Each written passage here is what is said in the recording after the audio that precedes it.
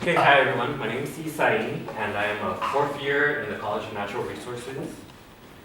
And a little bit more about myself. I am a double major in environmental science and society and environment with a double minor in Cal Teach and sustainable design. I'm graduating in the spring, so I'm really excited. So I'm just almost completed my second to last semester.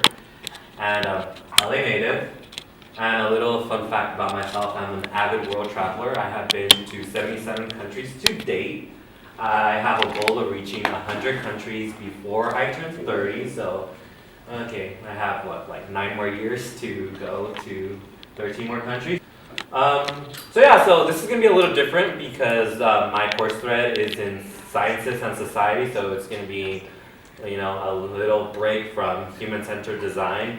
And the 3 courses I used one is ESPM 50, which is Introduction to Natural Resource Management in the ESPM department, Geography 130, Food and the Environment in Berkeley Geography department, and Demography C126, which is Sex, Death, and Data in the Berkeley Demography department. So what's all the fuss about, or for you who are not familiar, what is the Science and Society's course thread? Well, for me, it was very convenient because one of my majors is society and environment. So it's kind of like in the title of the major itself is kind of the whole title of the course thread. But bringing from the course thread states that after completing the course thread, we will be able to understand the pressing problems of the time that are simultaneously scientific and social, technological and political, ethical, and economic. So this is just a little graphic of what the course thread intends to do. You're taught to think in a systems approach. You're to have a interdisciplinary education on the issue, how what we find in science, how a system works, how global warming works, affects society, and the decisions society takes, how that affects technology, what consumers demand in the market. And to do so, I'm not going to talk individually about each class, but about a core theme that is centered to all my classes and my major, which is climate change. Climate change is a very complex and interdisciplinary issue, and it requires a deep understanding of the root causes, which are both political, scientific, and examining the social impacts of climate change. So, first of all, we need to understand the science behind climate change. You're supposed to understand how Milankovitch cycles work, how glacier periods work, how ozone reacts in the atmosphere to create photochemical smog, and how we break down organic and inorganic compounds. We need to understand the greenhouse effect. What is the greenhouse effect? Why is the temperature rising, and is it rising, or is it more appropriate to call it climate change than global warming? Because some places are getting warmer, some places are getting colder and extreme weather events.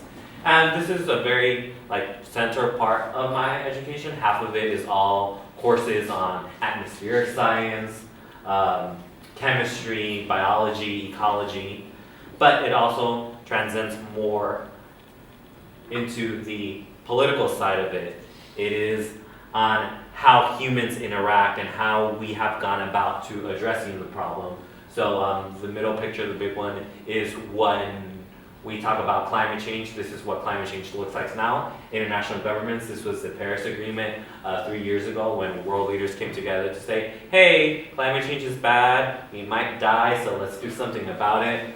But then this also causes a lot of problems. It's not just, let's just sit there and raise hands and we're going to pledge to reduce carbon emissions. It's about action. If we can sit here and talk about there's a problem, we need to address the problem.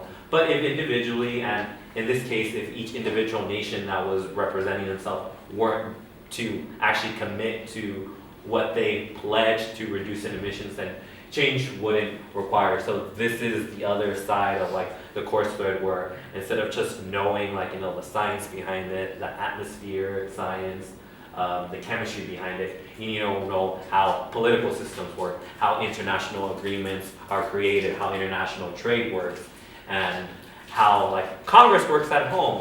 Why, despite we signing on to the Kyoto Protocol or the Paris Agreement, why does President Trump pull out of it 2 years after signing it? Why did President Bush pull out of the Kyoto Agreement in 2001? And why is it really hard in like nationally to have like a climate like agreement? And it's because we suffer from like cognitive disorders and political ideologies that limit this. And there's also ethical consequences. You're supposed to be able to understand like what comes next. What are we going to do when we have a lot of climate refugees, when people are fleeing their home countries because coastal cities are flooding, because there's no more food, there's severe famine and drought, and the caravan right now, like making its way to the US, is like a perfect example. Like it might not be directly correlated to climate change, although in one of my classes we just talk about how it is directed to climate change, but we're going to have the answers to these solutions moving forward. How are we going to deal with a changing world that's so dynamic and so politicized? But a little bit more about me, what the future holds in store post Berkeley. Well, since I'm graduating next semester and I'm just trying to be so nonchalant, it's uncertainty. I really kind of don't know what I'm going to do after graduating. I'm kind of like, you know what, I'm going to enjoy my senior year. It's the last year. But I do know that afterwards I'm applying to the Peace Corps because I want to go into international development or the environment. I'm also thinking of going to law school afterwards or obtaining a master's in like international affairs, because my long-term goal is to work for the United Nations or any related organizations such as the World Bank, the Food and Agriculture Organization of the United Nations Environment Protection Program. And I know for my major and this course, but it seems like there isn't hope or doom or climate change, we're all going to die, it's too late. But there is hope. And I know it's a little corny. It just begins with people that care. And to quote our famous Lorax, it says, unless someone like you cares a whole awful lot, nothing's going to change.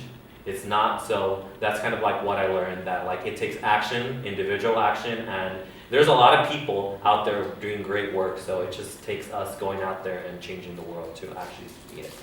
And, yeah.